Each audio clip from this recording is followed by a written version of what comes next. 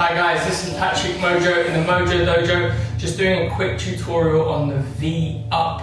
This is a really powerful core exercise that hits the lower and upper abdominals in one. You can do this powerfully and explosively to really engage and rip the core to give your abdominals one of the best workouts that you can get just using your body weight. First off, take a seat, lie back onto the floor with your arms extended above your head to bring everything together, keeping your arms straight and your legs straight in front of you, up off the floor, so that you're really getting your hands up and your upper abdominals off the ground. You want to look like something like this.